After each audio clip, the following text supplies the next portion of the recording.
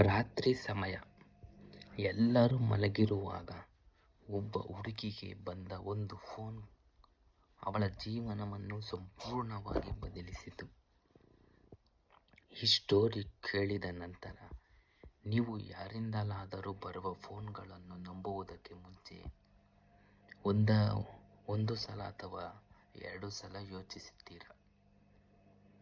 ಈಗ ಸ್ಟೋರಿ ಹತ್ತಿರ ಬರುವುದಾದರೆ, ಇದು ದೀಪಾ ಎಂಬ ಹುಡುಗಿಯ ಕತೆ.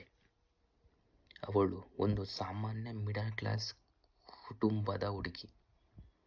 ಅವಳ ಕನಸುಗಳು ದೊಡ್ಡವು, ಆದರೆ ಜೀವನ ತುಂಬ ಸರಳ. ಅವಳು ಪ್ರತಿದಿನ ಕಾಲೇಜಿಗೆ ಹೋಗುತ್ತಾಳೆ, ಸ್ನೇಹಿತರ ಜೊತೆ ನಗುತ್ತಾಳೆ, ಮನೆಗೆ ಬಂದು ಅಮ್ಮನ ಜೊತೆ ಮಾತನಾಡುತ್ತಾಳೆ. ಅವಳಿಗೆ ಫೋನ್ ಅಂದರೆ ತುಂಬ ಇಷ್ಟ. ಇನ್ಸ್ಟಾಗ್ರಾಮ್, ವಾಟ್ಸಪ್ನಲ್ಲಿ ಹೆಚ್ಚು ಸಮಯ ಕಳೆಯುತ್ತಾಳೆ. ಆದರೆ ಅವಳಿಗೆ ಒಂದು ಅಭ್ಯಾಸ ಇತ್ತು. ಅನ್ನೋನ್ ನಂಬರ್ ಬಂದರೆ ಆ ಕೂಡಲೇ ಫೋನ್ ಕಾಲನ್ನು ಪಿಕ್ ಮಾಡುತ್ತಾಳೆ. ಅದೇ ಅವಳ ದೊಡ್ಡ ತಪ್ಪಾಗುತ್ತದೆ. ಒಂದು ದಿನ ರಾತ್ರಿ 9 ಗಂಟೆ, ಅವಳು ತನ್ನ ರೂಮ್ನಲ್ಲಿ ಒಬ್ಬಳೇ ಕುಳಿತಿದ್ದಳು.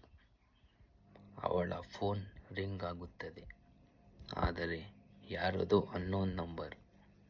ಮೊದಲು ಇಗ್ನೋರ್ ಮಾಡುತ್ತಾಳೆ ದೀಪಾ, ಆದರೆ ಮತ್ತೆ ಮತ್ತೆ ಫೋನ್ ಬರುತ್ತದೆ. ಕೊನೆಗೆ ಅವಳು ಫೋನ್ ಅಟೆಂಡ್ ಮಾಡಲು ಮಾಡುತ್ತಾಳೆ. ಹಲೋ ಅಂತ ಕೇಳುತ್ತಾಳೆ. ಆ ಪಕ್ಕದಲ್ಲಿ ಒಂದು ಧ್ವನಿ, ದೀಪಾ, ನಿನಗೆ ಒಂದು ಸತ್ಯ ಹೇಳಬೇಕು. ಅವಳು ಶಾಕ್ ಆಗುತ್ತಾಳೆ. ನನ್ನ ಹೆಸರು ಹೇಗೆ ಗೊತ್ತು ಅಂತ ಕೇಳುತ್ತಾಳೆ. ಆದರೆ ಅವನು ಫೋನ್ ಕಟ್ ಮಾಡುತ್ತಾನೆ. ಮುಂದಿನ ದಿನ ಮತ್ತೆ ಅದೇ ಫೋನ್ ನಂಬರಿಂದ ಮತ್ತೆ ದೀಪಗೆ ಫೋನ್ ಬರುತ್ತದೆ. ಈ ಸಲ ಅವನು ಅವಳ ಕಾಲೇಜ್ ಹೆಸರು ಹೇಳುತ್ತಾನೆ, ಅವಳ ಫ್ರೆಂಡ್ಸ್ ಹೆಸರು ಕೂಡ ಹೇಳುತ್ತಾನೆ. ದೀಪ ತುಂಬ ಭಯದಿಂದ ನಡುಗುತ್ತಾಳೆ. ಆದರೆ ದೀಪಗೆ ಇವನು ಯಾರಿರಬಹುದು ಅಂತ ಕ್ಯೂರಿಯಾಸಿಟಿ ಹೆಚ್ಚಾಗುತ್ತದೆ. ಅವನು ಸ್ಲೋಲಿ ಅವಳ ಜೊತೆ ಫ್ರೆಂಡ್ಲಿಯಾಗಿ ಮಾತಾಡಲು ಶುರು ಮಾಡುತ್ತಾನೆ. ಪ್ರತಿದಿನ ಫೋನ್ ಮಾಡಿ ಪ್ರತಿದಿನ ತುಂಬ ವರ್ಷಗಳ ಫ್ರೆಂಡ್ ಜೊತೆ ಮಾತನಾಡುವಂತೆ ಮಾತನಾಡುತ್ತಾನೆ. ದೀಪ ಅವನ ಮೇಲೆ ನಂಬಿಕೆ ಮಾಡೋಕೆ ಶುರು ಮಾಡುತ್ತಾಳೆ.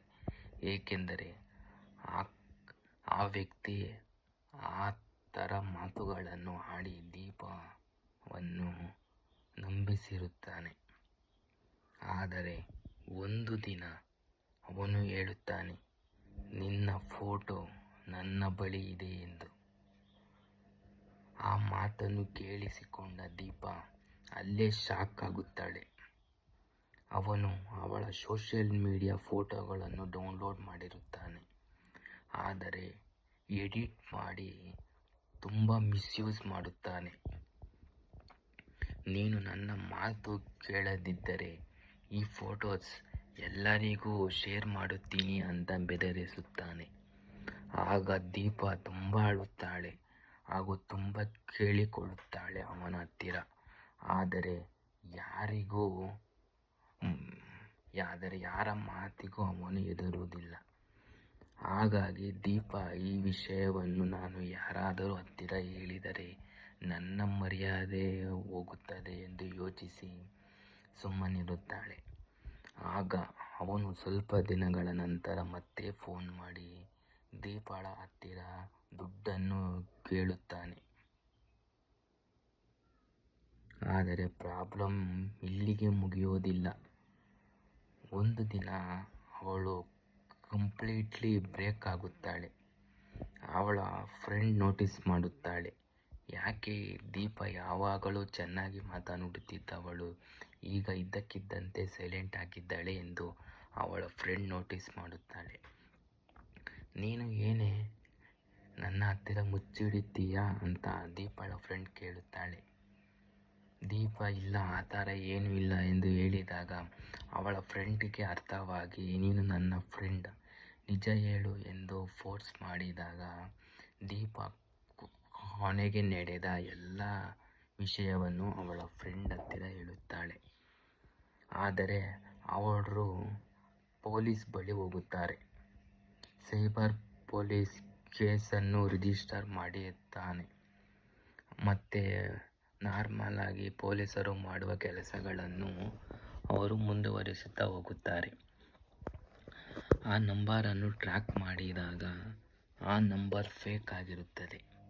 ಆದರೆ ಕೊನೆಗೆ ಅವನ ಲೊಕೇಶನ್ ಟ್ರೇಸ್ ಮಾಡಿದ ಪೊಲೀಸರಿಗೆ ಶಾಕ್ ಆಗುತ್ತದೆ. ಏಕೆಂದರೆ ಅವನು ಒಬ್ಬ ಸೈಬರ್ ಕ್ರಿಮಿನಲ್ ಆಗಿರುತ್ತಾನೆ.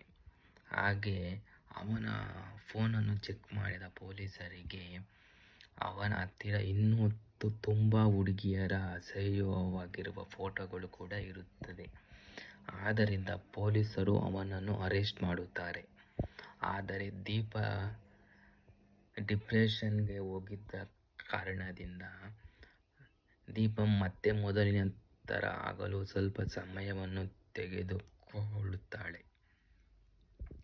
ಆದ್ದರಿಂದ ಯಾರೇ ನಿಮಗೆ ಗೊತ್ತಿಲ್ಲದ ವ್ಯಕ್ತಿ ಏನಾದರೂ ನಿಮ್ಮ ಫೋನ್ ಮಾಡಿ ಅಥವಾ ಡೈರೆಕ್ಟಾಗಿ ಸಿಕ್ಕಿ ಮಾತನಾಡಿಸಿದರೂ ಕೂಡ ನೀವು ಮಾತನಾಡಲು ಸ್ವಲ್ಪ ಹಿಂದು ಮುಂದೆ ನೋಡಬೇಕು.